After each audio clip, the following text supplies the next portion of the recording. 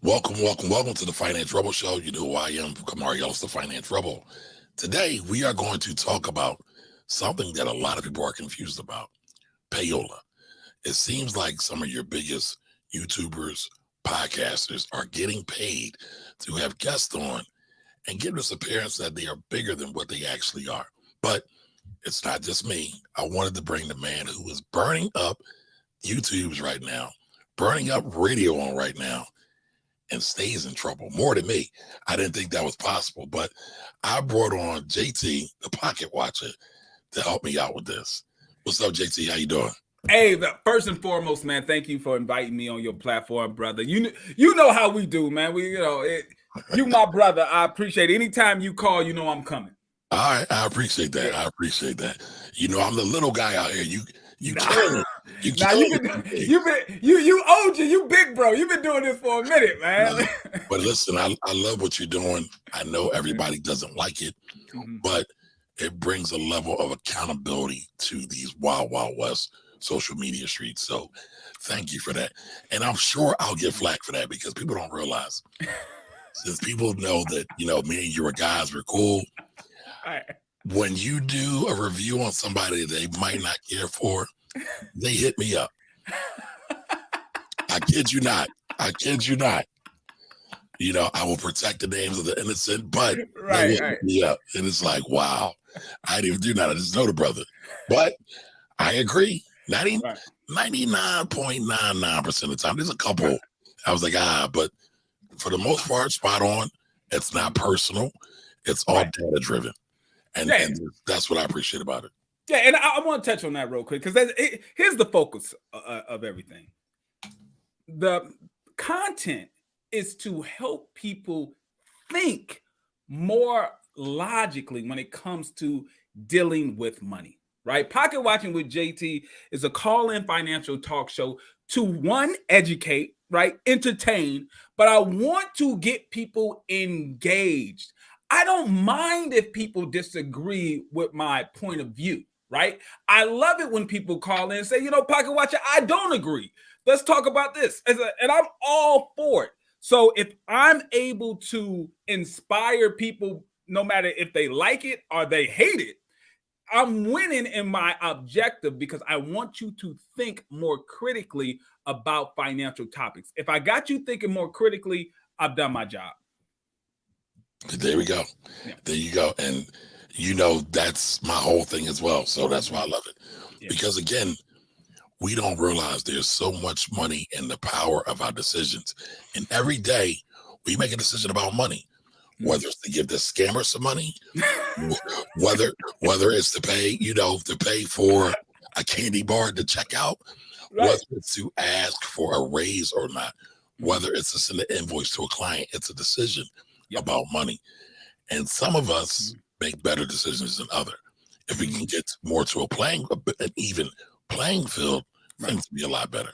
And I know that's pie in the sky, right? That's utopia. That's not going to happen, but that's the goal. That's the thing about it is bit by bit, right? The second we try to say, okay, we need to get everybody up, the entire Black community, I want everybody in the middle class. Well, okay, you're going to fail at that. That's a failure.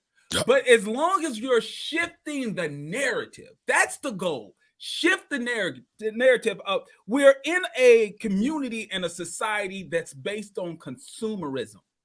People place a lot of value in themselves based off how much they can consume, regardless if they're consuming based on money that they have in savings or money that they get through debt. Their value in this world is based on how much they can consume. In reality, now I'm really getting on my soapbox here. In reality, what I was taught, watch out, brother, watch out. Right? What I was taught from my parents is that my value should be driven based on what I can produce, not the value that I can pull out of the world, but the value that I can pull out of myself and put into the world. And it does not cost a lot of money to do that. It doesn't mean that I have to go into debt to do that. That's how you should really derive some sort of value and self-worth. What am I producing? But see, that message doesn't get you corporate sponsorships. That message doesn't bring in a whole lot of dollars. But if we can find a way to make that cool, to bring that narrative into the culture, then we are absolutely winning. And that's the goal, you know, man. I mean, we're trying to uplift financially through education, but not do it in a clownish way, not do it in a minstrel show way. We're not trying to talk down to the culture. It's like, okay, well, and here's one thing, because you know you've been in this whole media street. Hold on, gotta just hold that thought. You know, we gotta give you the horns on that point. That was an awesome point. But go ahead, what were you about to say? You've been around long enough. You know exactly what you would need to do to get 30,000 subscribers like that, right? Yeah. But the question is, are you willing to sell your soul? All right, let's break it down before we get to podcast bill, because we're still touching on that. That's still there, but I gotta take you across the bridge to get to there. Oh, I'm already there, but no, I'm talking to the audience. The audience. I know you there. I know you got it. I'm talking to the audience. If I wanted to really pop off like that, I could talk about a couple of things. I could talk about Trump all day long. Right. I could talk about all the polarizing subjects. And I do it a little bit, but after a while, the energy and it gets a little draining for me. And I don't feel like I'm giving a positive contribution after a while. Because I can get on here and I can say, oh, great, the Orange Monkey just finally got rated. And guess what? The man still ain't got an audit. You get right? I could do that all day long, right? I could do credit stuff all day long. Folks know how I feel about credit. Now, the disclaimer, people who are doing real credit work, this isn't for you. So, but those who are just flash in the pan, fly by night, just want to get $1, I got a friend, I got a homie, ain't never worked on credit repair in his life, put out a book and is making money off of it. And he's like, you should do it too. I'm like, oh, cool. And listen, this is my man. I love this brother. Right. Never worked in finance. He read some stuff and he's smart. He's not dumb. Of course. And understanding credit isn't hard. You just got to do certain things. You got to be disciplined. But that's just not my thing. Right. As a tax pro, as a former financial advisor, as an institutional money manager, I've always felt like I'm on the front line dealing with people. So I have a stewardship responsibility to try to help my brothers and sisters in my community and whoever else decides to come along, but especially in my community. Right. So, And here, let me give the people a quick blueprint of how you can get your numbers up real quick. Now, this is unethical, 100% unethical in my estimation, but this is what they do. And I'm telling you, this is a blueprint that a lot of these so-called financial gurus use, right? All you need to do is to project wealth. Project wealth by any means. So that means if you have to rent the Lambo for the weekend while you shoot your videos, you rent the cherry red Lambo. If it means you have to do an Airbnb mastermind in a mansion and act as if this is your home, you do that. If you have to borrow somebody's Rolex, all you have to do is project wealth and talk with confidence. You will get a lot of subscribers, a lot of followers if you're selling get rich quick. If you're selling shortcuts, if you're selling this is the play. This is the play we gonna run, right? Lottery tickets. Yeah. This is the play we gonna run. And then, Kamari, this is the part that it's ridiculous. They say, this is what rich folks do.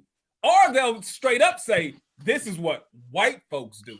I'm sitting there like, no, it's not. That's not what, where are you getting this from? I'm looking around like, what are you talking about? And it comes from, now tying it back to podcast Payola, it comes from creating a sense of authority from being able to get interviewed on these platforms, and the audience, who I'm sure you have your audience, I have my audience, we build a level of trust with our audiences. Yep. And then when we have a guest come on, we are literally selling our trust to this guest. If we're saying, hey, I trust this guy, you trust me, I trust this guy I'm bringing on, I'm telling you this person is good in their authority and what they're saying, now listen to them. Now, as long as it's an organic thing, it makes sense. But if you do not disclose that you are being paid to say these things about this person would never even be on your radar if they didn't come with a bag to hand you, and you don't say that to your audience, that is unethical. And based on a lot of stuff that I'm reading with the FTC, it's illegal. Well, the FTC has a whole guide for this, but nobody wants to talk about that. No. But we're going to talk about it tonight. Yeah, we're definitely going to talk about it tonight. But I want to go to a point that you made real quick. Sure. Right? Because a lot of these folks, right? Mm-hmm. JT's black, I'm black. Mm-hmm. A lot of these folks that are coming to you on the guise of black wealth, getting generational wealth, right, beating the man. But JT just made a valid point that they're always saying, well, this is what white people do, right? Since when is doing what white people do the model? Like, if you really think about that. So we're saying that we want to be white. We want to assimilate and to be white and not be our black selves, our African-American selves, our African descendant selves. We just want to be white. And that kind of goes against everything that we're talking about with black wealth.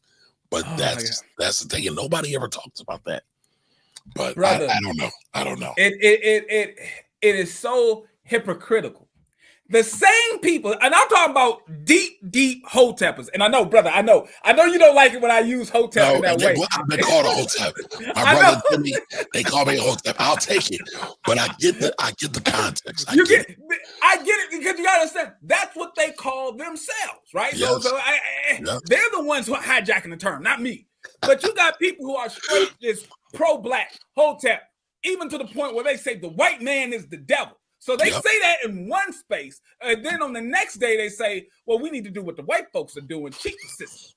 It's like you can't have it both ways, man. Either the white man's the devil, or are we going to be the righteous ones doing the right thing? But you can't then say, okay, now we're going to do exactly what the devils do. You can't do that. But when it comes down to, it's all a grift. It's all a grift.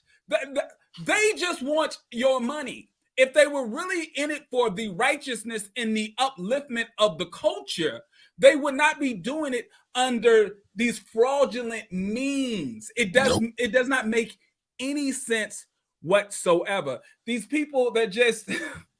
You know they're gonna say we hating, right? You know they're gonna say. Oh, listen. I'll take that as a badge of honor any day, because when they talk about generational wealth, let's talk about that because you mentioned that. These guys talk about generational wealth. They're going to teach you how to create generational wealth. The very first question I ask is, how? How are they going to teach you about generational wealth? They already told you the BS backstory, and their backstory is always, I was just like you, or I was even worse than you are financially. I grew up in a broken home and poor, and then I found X, and now with X, I'm a millionaire. Well, how the hell can they teach about generational wealth? They have yet to have their wealth go to the next generation. So everything they're saying and doing, talking about generational wealth, is a concept. It's an idea. It hasn't happened yet. Now, I can talk about generational wealth. My father came from nothing, but I didn't come from nothing. My father has been able to pass down wealth from himself to me. So I can talk a little bit about generational wealth because I'm a product of it. Now, these people who are selling it, they're selling generational. Go ahead, come on, Push back on it. So I'm a second generation accountant, but we weren't wealthy, right? Okay. I've got a chance to work around all kinds of quote unquote rich folks, 7, 8, 9 figure type folks. Right. I've gotten to see and work on the plans for many of these folks. Right. But I've got experience. I have education. The folks that you're talking about have none of that. Have none of that. That's what I'm saying. It's like Because you're either going to learn how to build generational wealth in a couple of ways. You're either going to learn it because you're a product of generational wealth, right? So you're observing, you are taught as a child, you see how generational wealth works because you're a product of it, or you are able to study it in the classical sense, being able to get the proper education, and now you know. But if you have neither, right? If you don't have it from experience and you don't have it from the proper education, how can you speak on it? Because they saw TikTok on G-Wagons and now everybody wants to do it.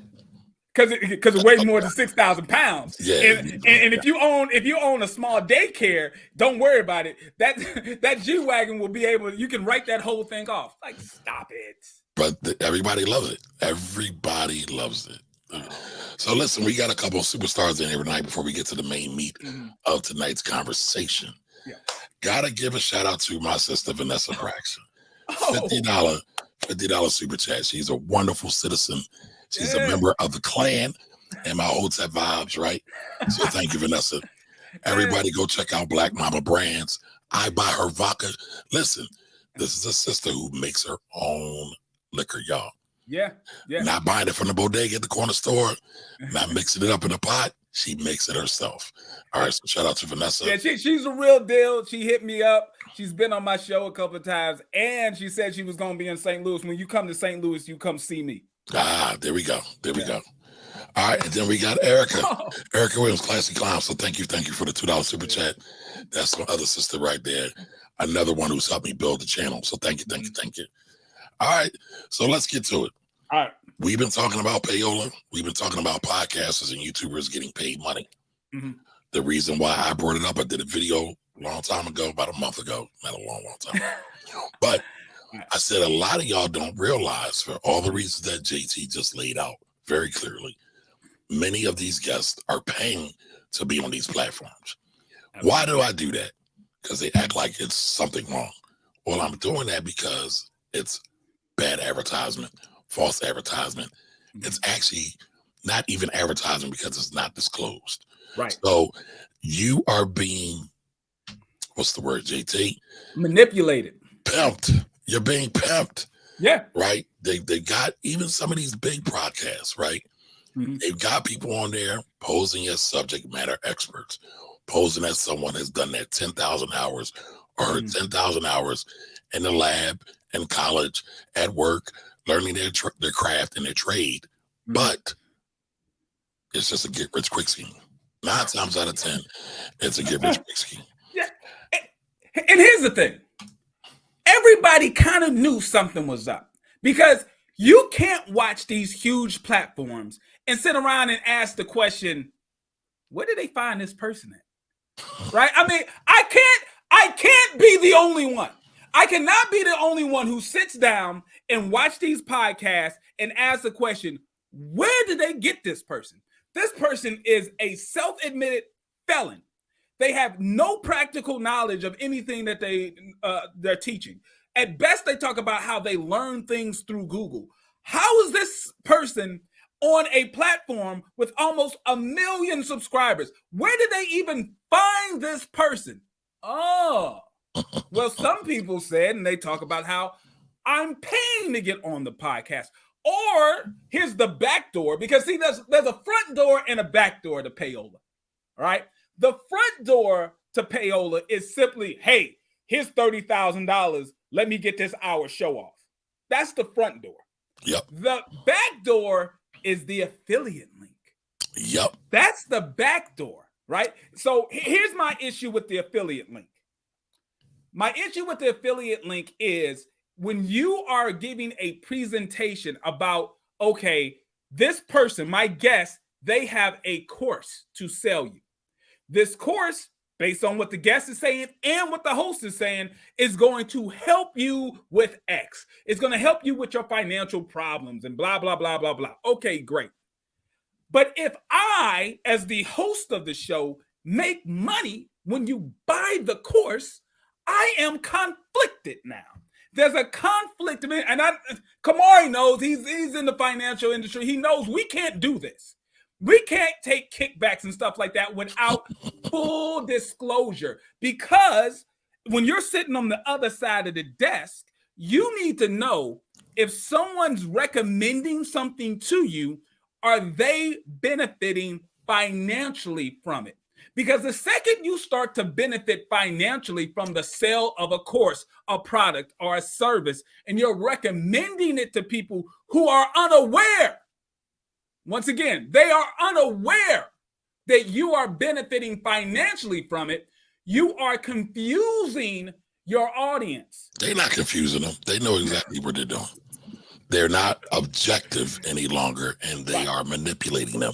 That's the word you used earlier, JT. Yeah. You said they are intentionally Absolutely. manipulating.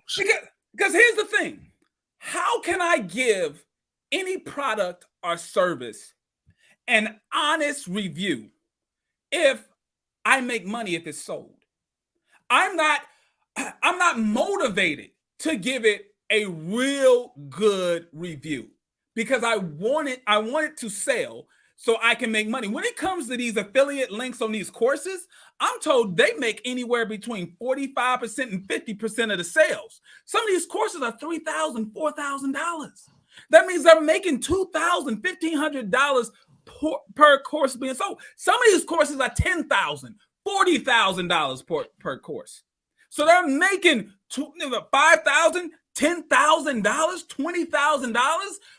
You would not be motivated to give it a real critical eye on the course and make sure you look through every video, every little handout and PDF, and make sure that there's nothing scammy in the course. There's no reason for you to do that, because that will actually keep you from making money. And your objective clearly is to make money.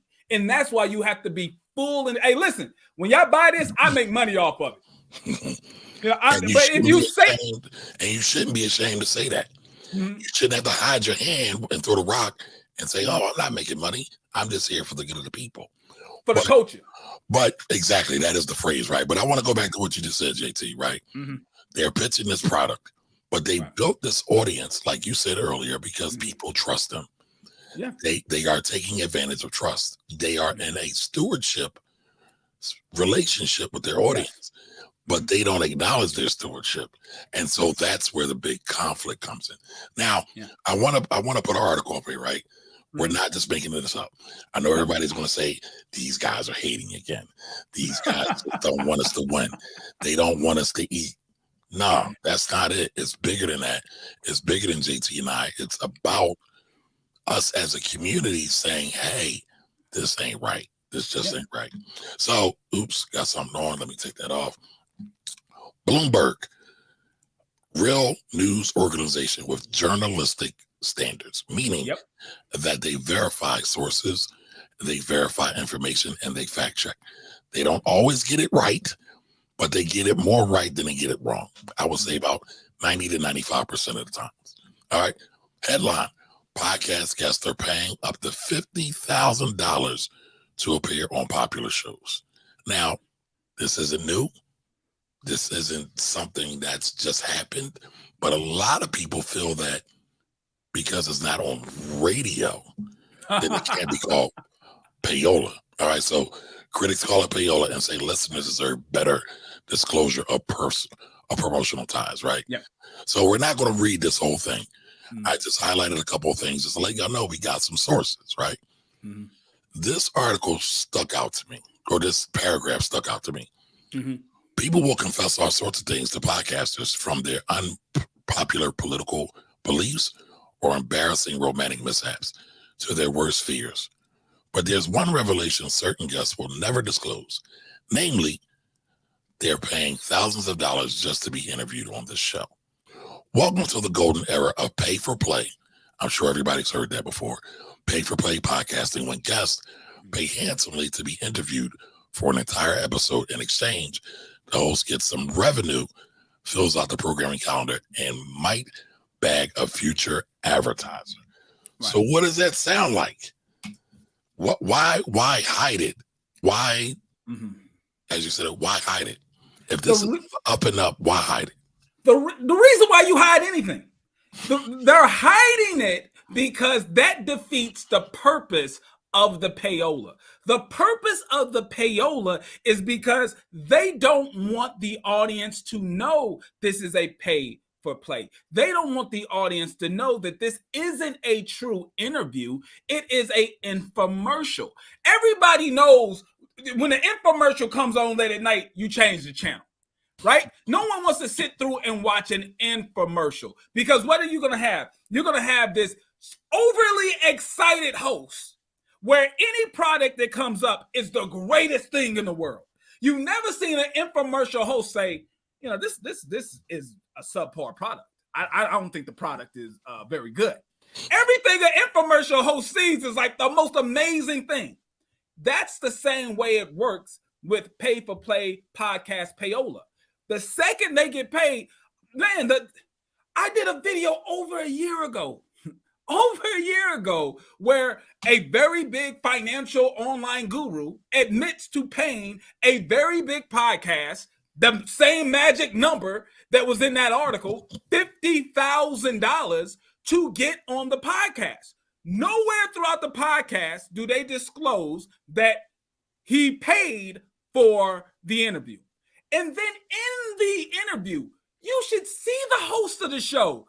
These hosts, they make it seem like this guest is the second coming of Christ.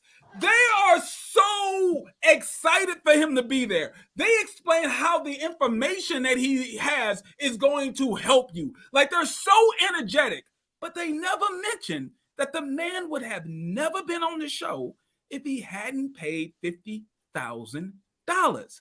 That seems to be an important part of the story. Which you don't think. Right.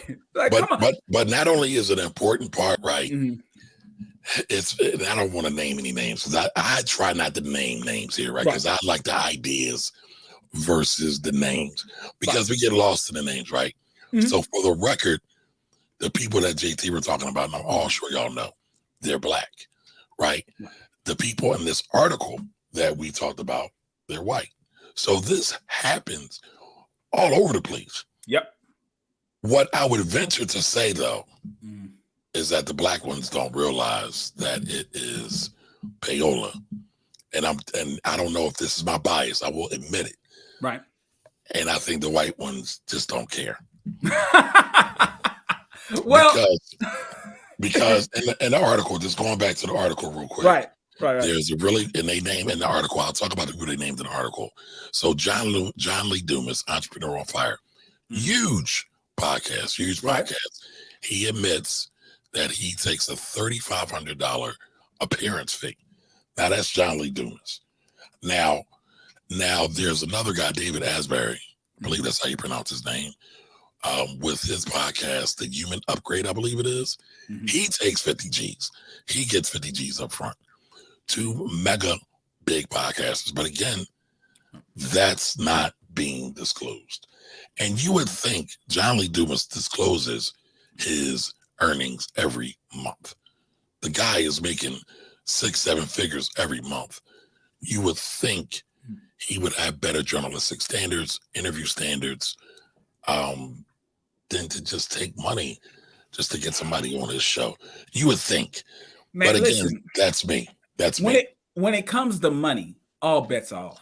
That's facts. All bets are off. I have seen some people who I would never imagine compromise their integrity based on money. I mean, we've seen it with all these PPP loan scams, right? We have not By the way, you're doing a wonderful job highlighting that. Like your channels are like PPP Central right now. Right. By the way, did you see that movie I told you about? No, I gotta look. I gotta check it out, man. I gotta check it out. That's all right. So just for everybody, just for fun, everybody go to Tubi and watch PPP loans going wild or something like that. I gotta check it out. But yeah, to the point that I was trying to make is like when we talk about PPP loans, the first thing that comes to your mind is like Pookie and Ray Ray jumping on to the computer and getting a loan. Yep. But what we've been able to highlight is not just Pookie and Ray Ray. We've got mayors. We have police officers. We have people that normally would have been seen as upstanding members of the community who have a good position of authority in the community, but they too were tempted by the dollar signs. So when it comes to money, all bets off. That's why we have to go through ethics. We literally to keep our licenses, we have to do hours of ethics training just to reinforce what's good and what's bad, to keep you on the side of good, because money does have the power to turn you to the dark side. So listen, I know that there's podcasts out there that depend on guests, right? There's podcasts where they have to have a guest on every episode because the hosts themselves can't carry the show. Yeah, right. They're not. No one's tuning in for the host of these right. Of these podcasts. They tune in for the guest, and I understand how media works. I've been doing this for about over a year now, and I realize you have to feed the beast, and at a certain amount of time, you run out of guests. And it's a two. Wait a minute. You mean to tell me you run out of scammers to profile? Oh no, not me. No. Let me be clear. If you have a guest-based platform, and your podcast is interviewing people, especially in finance. Now, interviewing celebrities and stuff like that, that's somewhat easy. But I'm talking about interviewing financial experts, because you and I, we're rare. People who are in the financial industry who are not boring, right? Because inherently working with numbers is a methodical thing. You have to have attention to detail. It's a methodical thing. That does not lend itself to high energy, to being entertaining when you speak. It's not like that, right? The average, attorney that you would see on TV is like, okay, they have times where they're speaking in front of a courtroom and stuff like that. So you might be able to get a lot of attorneys to pop up on the show who are good, and they actually bring in an audience. But when it comes to everyday financial experts, listen, this isn't the group of people where you find where it's going to draw a lot of eyeballs. Okay, so it's a two-edged sword when it comes to, you have to continually find guests to bring onto your show to talk about finance. The average person who is traditionally educated and licensed and certified in finance, they're not the most entertaining, right? We got to admit that they're not the most entertaining. Then you also have to answer the question, how do I monetize this podcast? How do I monetize my platform? I know people who have hundreds of thousands of followers and subscribers, but they're not making any money. No real money. So when you're presented with the opportunity to be able to bring on a guest who's entertaining, they're saying things that your audience is interested in. Who's interested when I say, well, you need to have a 3 to 6 month emergency savings fund before you start to try to ball out. You need to pay down your debt before you want to ball. That's not sexy, but I continue to say it. That's boring. It's boring. Finance. Here's the thing that people got to understand. Some of the best financial advice you will ever get in your life is going to be boring. Sleepy. Put you to sleep. Rock you to bed. It's not exciting. I'm sorry, but that's the best advice you're ever going to get is going to be boring, and you would never refer to it as a play, right? The best financial advice in the world, you can never call it a play. You don't like running a play, man? Come on. Nah, listen, I run plays on Madden, but not when it comes to my financial planning world. You have basic financial strategies that the majority of the population is going to do. Is not complicated. So JT, we're just old and boring, man. We don't want to run a place. We just want to do our taxes and get a tax refund. But in reality, like you said, most people don't want to have the stick-to-itiveness because some of the stuff gets real dry. Right. Sometimes I'm trying to think of a topic, and it's like, how am I not going to put people to sleep? So yeah. So how do you build a popping platform giving good financial advice from reputable, educated, licensed, and certified financial professionals and make money. It's not the easiest thing to do. So I have an understanding of how a podcast or platform can end up dealing with people who are not licensed, not certified, not educated, but they are exciting. They're swagged out. They come up with with all the things they have. They have the watches. They have Instagram videos with a bunch of exotic cars. So now people want to see because of the flash. And then not only do you have the eyeballs, because now you have this fake guru who is flashy enough to bring the eyeballs, they're also bringing a bag for you. How can you say no to that? How can you say no to that? It's called ethics. It's called integrity. It's called stewardship, right? All money ain't good money. That's not. But hold on, that's not what the culture says. The culture doesn't care about that. You want to know how I know? Does say that. Now the culture might not actually implement that, but the culture does say that. It's in several rap songs. All money ain't good money.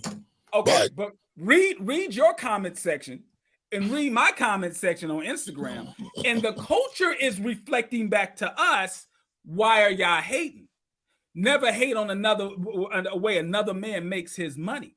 Leave him alone. Even if it is illegal, who cares? This is what white folks do. And now we all want to be white. But how about this? Let's go to some of the sections, the comment sections. Okay. Let's go to some of the comment sections because my comment sections are hilarious. But real quick, got to give another shout out to Erica.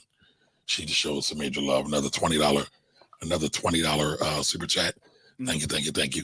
Y'all must help me put my baby girl through college next year. She's graduating.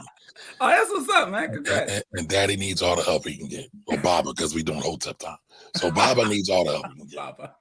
All right, so Erica says, I come from a family that owns slaves. We still have land. Grandparents own land, own businesses, but no one wants to hear from generational wealth kids.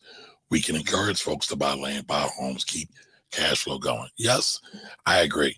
And before somebody tries to jump on Erica about the slave comment, there's a book I would recommend all y'all watch or read, right? It's called Black Fortunes. Black Fortunes. Thank you, sir. Right?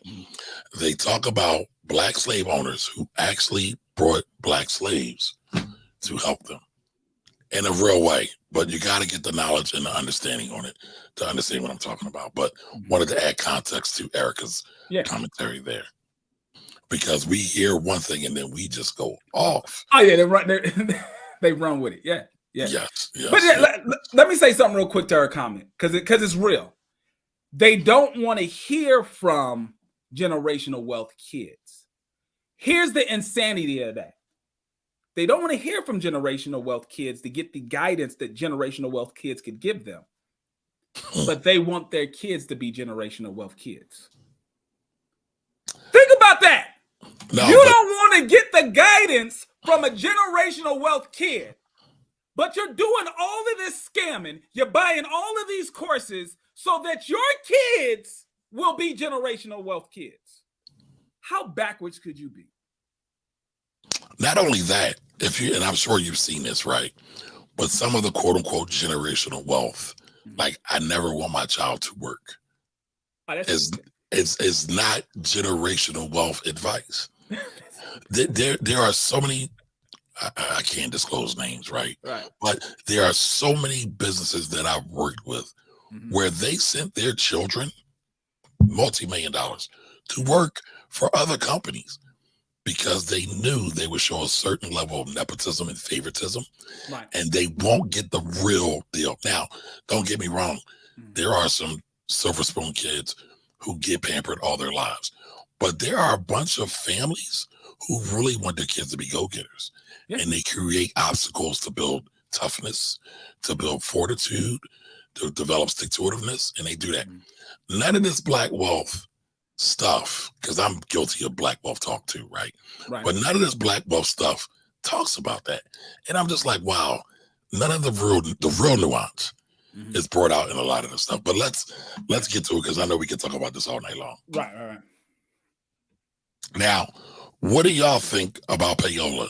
Put in the chat, do you think it's right or wrong? Let us know. So, where are we going here? Uh-oh. I'm on my new machine, so it's giving me problems. Dang it. It's telling me I've lost permissions. How is that possible, people? Listen, we talked earlier. I love doing interviews because I ain't got to worry about all the back office stuff. All I got to do is talk when I do interviews, because when I'm running my show, I'm doing everything other than my great moderators. Shout out to all the moderators on my channel. I appreciate it. But people don't understand all the work it takes to actually put on a good show. Oh, yes. Yes, it does. All right, so I'm going to close out my website and then bring it back.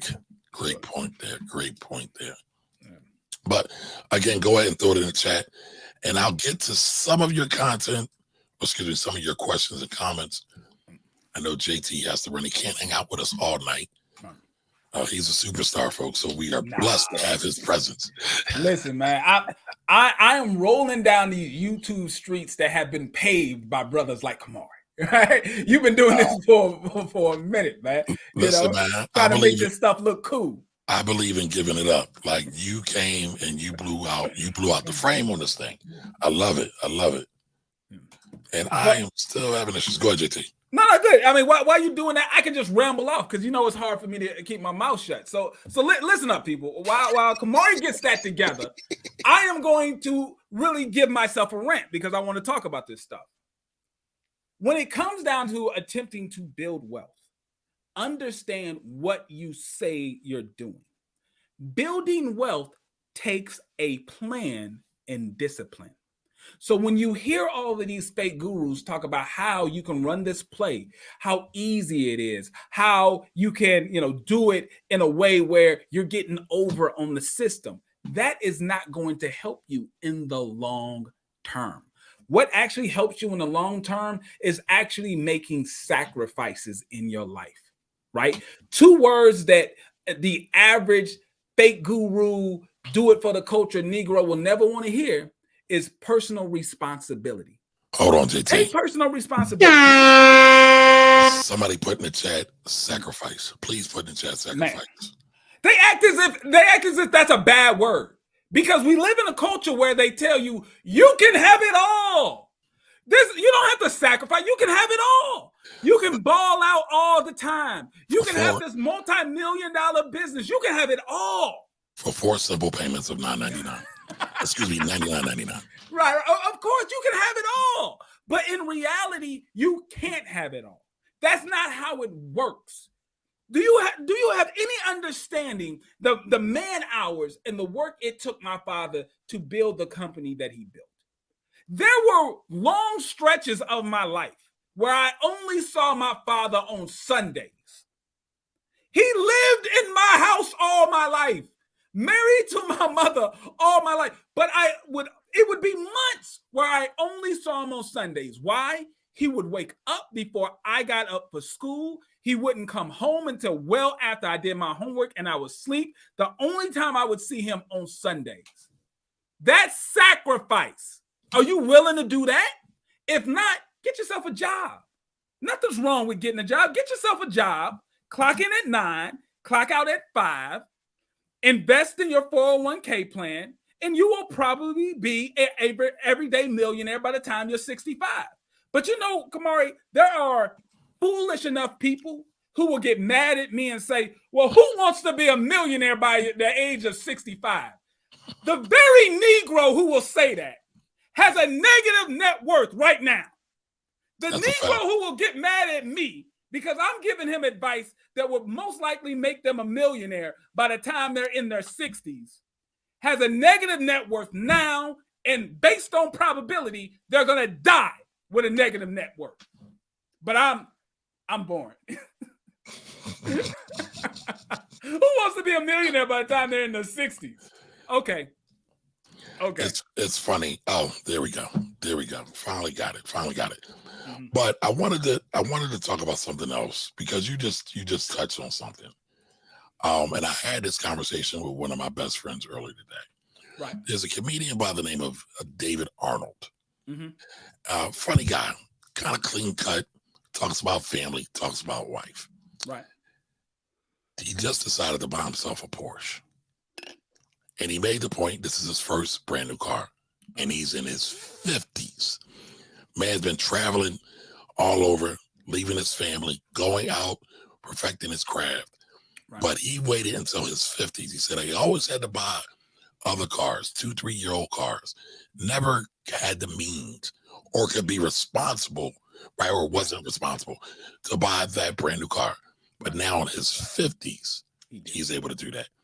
And so many of us, and I think we're all guilty of it at younger age, that we want to get rich or die trying at 20, 21, 22, right. 50. Are you serious? You're crazy if you want me to wait till 50. Now, we're not saying you got to wait till you're 50, but it's okay to get the 50 and to buy those things. Because y'all got to realize a lot of these folks that get some of this stuff early got lucky. Oh, yeah. It wasn't skill. It's like the worst NBA player that has the worst three throw percentage, throwing a shot from half court and he makes it. And then he made it twice. That's not average. That's not what he normally does. Right. He got lucky. But people can't distinguish luck with skill. And that's a big part of the problem. And that's why so many of us want, admire, and crave that lottery ticket.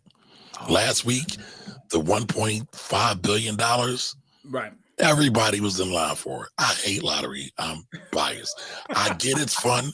I do it with my friends, right? Full disclosure, I do it with my friends, but it's not true. Yeah. Because at the end of the day, someone's gonna win. Someone's gonna win, right? Eventually, someone's gonna win. The issue is when you start to bank your whole financial picture in your retirement on trying to win the lottery. And that's basically what you're doing when you're trying to bank your whole financial planning process on a 1 in 1,000 shot fake guru scheme. That's what you're doing. That's a loser proposition. Absolutely. Right? I'd rather go towards something that is steady, that is time tested and proven. And if it takes me to my mid 50s to 60s to be a millionaire, that's okay. Because when you actually look at the numbers and understand that the average person, talking this, I'm a CEO boss chick stuff, they have a negative net worth. So what's the point? But that's boring. Now, I saw a couple of super chats. I will get to them, but I want to get to this comment real quick from my brother, Malik Carter. Coach Carter asked the question. I'm about to go to it right here. Does the Payola law officially cover YouTube? If so, can you cite the law? All right. So I won't call it a law, but I will say this is direction. This is direction from the FTC, the Federal Trade Commission. Damn it. And it just went out on me again. While you pull that up, for those of you who are unaware, if you have a YouTube channel, YouTube prompts you to notify your audience when you have some sort of paid advertisement, when you have some sort of paid promotion. It's a box that we're supposed to check and it comes up. So YouTube is aware of it and they somewhat notify us content creators that of what we should be doing. And a matter of fact, your channel can be banned or taken away if you do too much selling without any notification, without any disclosures, because they know big pocket theory. The FTC might go after the YouTuber, but they're always going to go after Google or Alphabet because they got the money. Yep. Right. So here is a guide, FTC guide. This is FTC. This isn't me. Right. Disclosures 101 for social media influencers. Who are we talking about? Social media influencers, right? So do you work with brands to recommend or endorse products? Oh, there's guidance on this. I won't go and say it's law, but Congress does give the FTC and the FCC a certain amount of latitude to prosecute and oversee certain things, right? Right. With civil, we're talking about civil penalties that they can hit you with. So they're talking about going after your pockets. They can hit you with civil penalties. So when to disclose? Disclose when you have any financial, employment, personal or financial, or family relationship with a brand. Financial relationships aren't limited to money. So when some products give out certain things, some camera companies will give videographers and photo YouTubers and photo IGers camera to review. That's a financial payment. Sometimes you got to give it back, but either way, that should be disclosed, right? If brand gives you a free or discounted product, boom, there it is. Or other perks, and then you mention one of its products, make a disclosure, even if you weren't asked to mention that product. All right. Don't assume your followers already know about your brand relationship. Of course they don't know. I'm gonna read that again. Don't assume your followers already know about your brand relationship. Make disclosures, even if you think your evaluations are unbiased. Because if you're getting paid, it's impossible to be unbiased. But I won't bore y'all with this because I know money is boring. But it's about 8 pages, right? How to disclose. They talk about it here. Y'all can pass this along to some of your most favorite podcasters and YouTubers. Tell them JT and Kamara gave y'all guidance on how to do it. So we ain't got to talk about y'all no more. Because honestly, I don't want to talk about folks. Well, the thing about it is they're not going to stop. They're not going to stop until they're forced to stop because there's too much money involved. Because scammers are going to scam. I get it. Right. It's a nuisance tax. If you tell me I'm making $50,000 per episode, and then should I stop right now or should I keep going until I get hit with $100,000 fine from the FTC? But I made about $3 million. Right? So it don't matter. Yeah. I would totally agree. But I always have hope for people. I believe in redemption. Hopefully, folks actually want to do right by people. And so that they can use their big platforms and they can say, you know what? I'm bringing XYZ credit person on. They're selling their $9,999 course to you, and we get a commission off of it by way of affiliate. What's wrong with that? If you really stand by it, what's wrong with it? Because the thing is, sometimes, and I had a conversation with a person about this, and I asked them about the courses that they endorse and they have affiliate link, and they admitted that they don't even go through the course. They don't watch. I asked them a question. Well, what about when so-and-so is? I don't go through the course. There's no point. They was like, I don't go through the course. So when they're praising the course during the interview, understand there's a high probability that they did not go through the course. They just took the talking points that the person who's either giving them a bag or giving them the backdoor bag with the affiliate link, they're just going to say whatever the script says. They don't care. That's a fact. But again, I guess I'm a simple mind, right? I want everybody to be good. Right. I want us to all get along and hug trees and just love one another. But that'd be nice. That would be nice. But that ain't realistic, right? All right.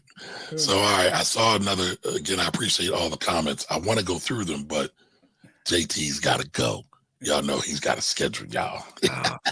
I'll be back, though. Don't worry about it. I will definitely be back. No, and I'm just messing. JT, me and JT are bros. And actually, we did it. I'm working on another project that I haven't quite released that he helped me on right away. So definitely appreciate that. Absolutely. So we got Black Mama Tees. I saw another one. Let me get it. Because I appreciate all the super chats. I appreciate all of you that are here.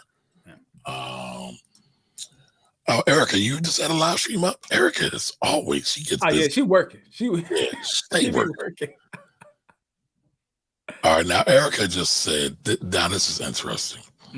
The show producer is at fault. I believe you're talking about this subject. So I would say yes and no. So, and I've worked in traditional radio, right? So there is a producer that books people and all that, but guess what? Who makes the financial decision? Who's cutting the check? Sending the cash app, collecting the bag? It's not the producer. It's usually the talent. Right. And then think about this. You have Joe Smo Nobody that you've never heard before, and they're coming on your show, and you're the host of the show. You're going to ask questions like, okay, why is this person coming on my show? I built a brand. This is the podcast, talking to themselves. I built a brand of 500,000 subscribers. Who is this person? Why are they coming on? Oh, okay. The check. Okay. Now it makes sense. Now, if you have a celebrity on or something like that, oh yeah, so and so, oh yeah, bring them on. But they do what? They got a little website where they sell courses about Forex or the multi-level marketers. The multi-level marketing. Like, the check. Of course, at the end of the day, the money flows up to the top of the pyramid. Never think that, the talent of the show is unaware of that bag being passed. I refuse to believe that. Not in this day and age. Not in this day and age. Yeah.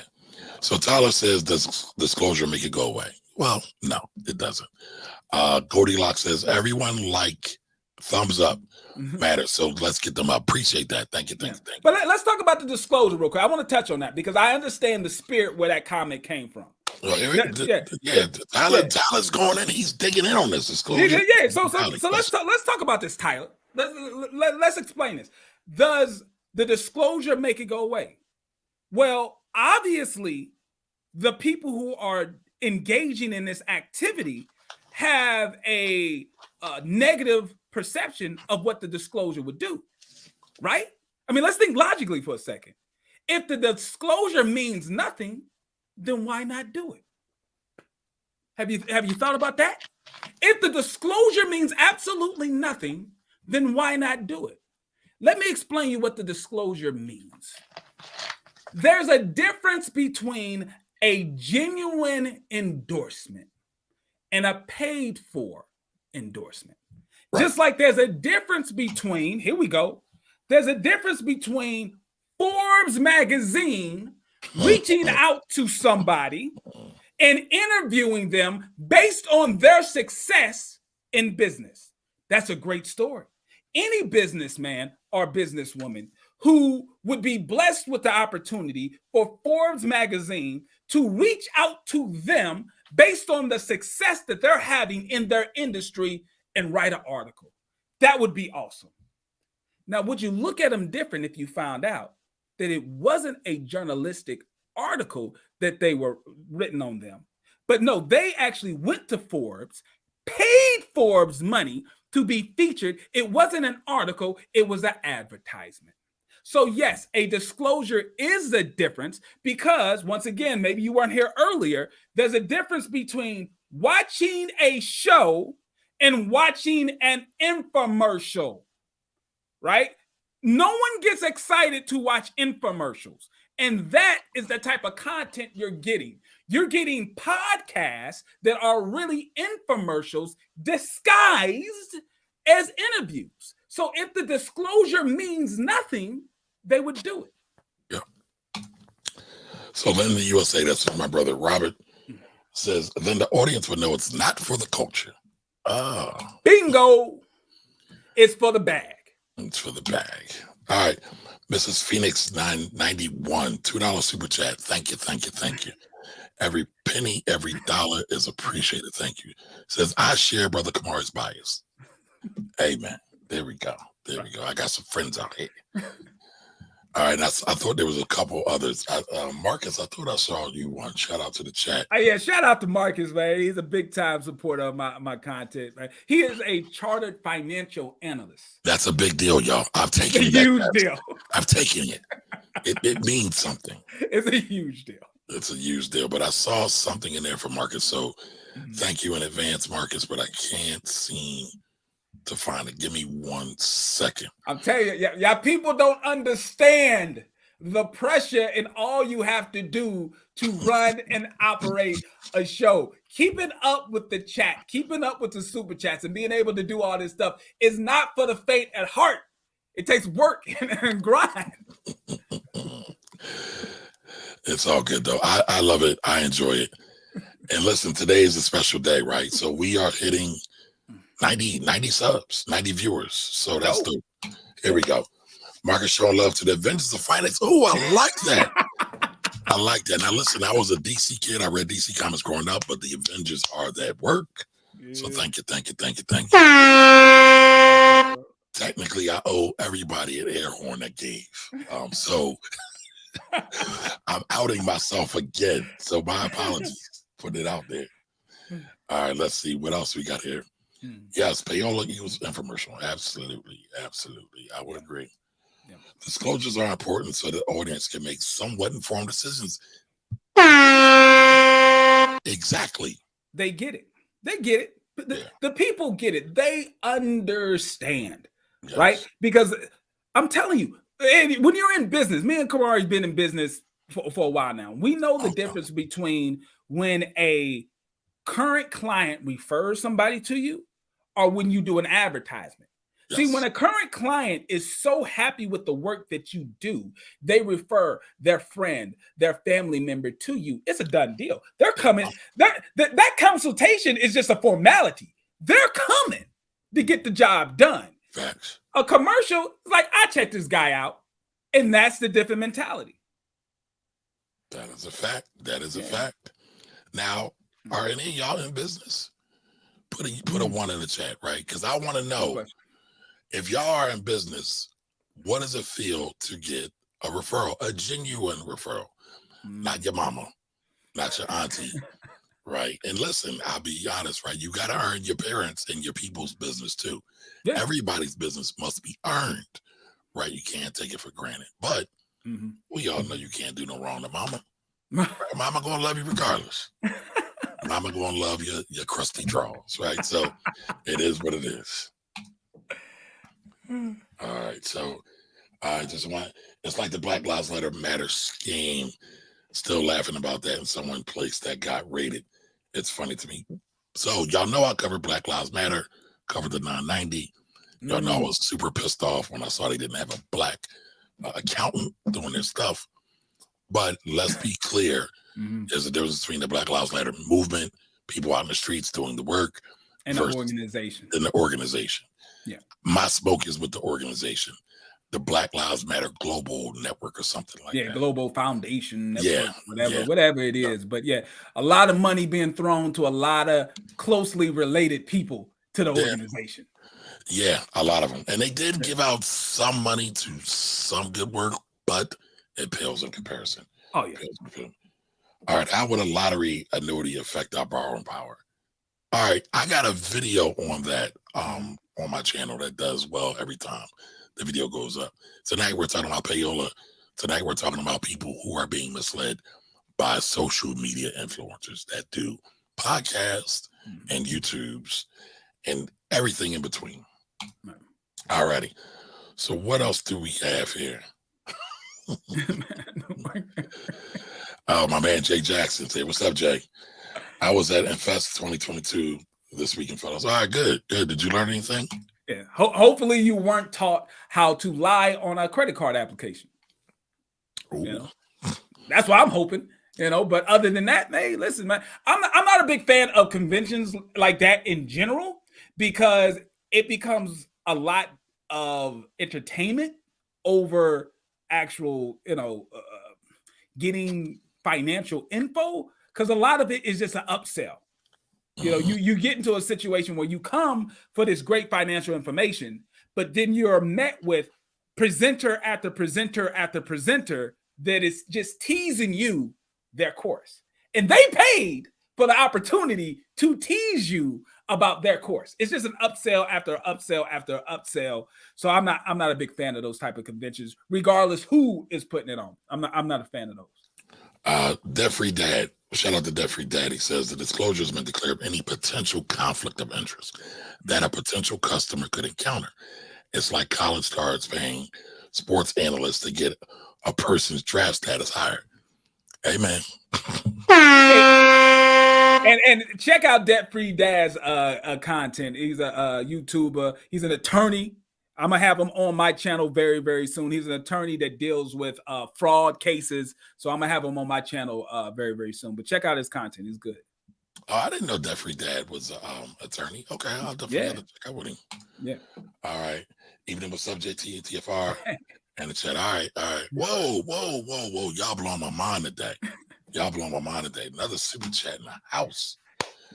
Mr. Robert Lewis, lent to USA, 99.99. This might be the biggest super chat I've gotten today yet. That's what's up. There was another one with Erica. One of her audience members gave me $100 super chat. But thank you. Thank you. I'll give you 2 for that. What up, people? What up, Shelby? I don't know. He might be. This isn't this isn't the dating line, right? But maybe that could be a side show we can do, JT. a dating show. You know, matchmakers. Listen, we can get into that. What's the brother's name? He gave you a shout out.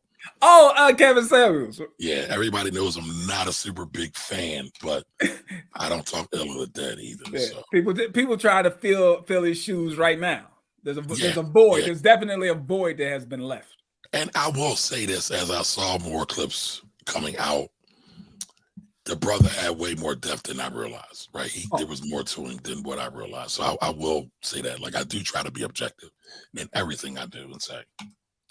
Shouts out to Tyler. I saw that one. All right, cool. You are a business owner. Hey, yo, it's Emily. Hey, baby, how you doing? Yes, there's a big difference between getting a real referral than getting paid response. All right, Vanessa Braxton, real business owner. This woman sells liquor, right? She's got her own distillery. Big difference, okay? All right, Chris McDonald says facts. Her Forbes India had a booth at InvestFest. Okay. That's dope. What's up, Conrad? No. I come on. I think that one went over your head. Oh, it did? That was a very, very funny joke. So for those of you who are unaware, Forbes India is a very easy way to get an article put together. You go to the Forbes India site, pay them money, and you say, I got an article in Forbes, but it's Forbes India, which is super pay for play. Didn't know that. Yeah. Didn't know that. That's funny.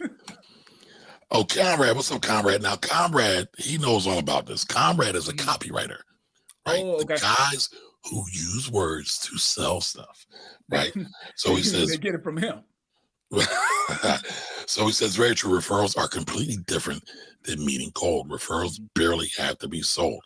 They're usually ready to buy when they even talk to you, in my experience. And Conrad knows. It's like, shut up and take my money. A good referral is shut up and take my money. It's already there. Yeah. Yes. All right, another super chat from Theodore Jones III. Appreciate the knowledge. Appreciate you, sir. I just got to find AER. Yeah, appreciate you. Shouts out to Theo. Adina's in the building. How are you, lady? All righty. So Tyler says a genuine referral, the client is usually in the market already and trusts the person they were referred by. Right. Yeah. And so when these broadcasters, YouTubers, podcasters, whatever you want to call them, are promoting something to people, a lot of times they may be in the market and they say, oh, I trust JT. Oh, I trust Kamari.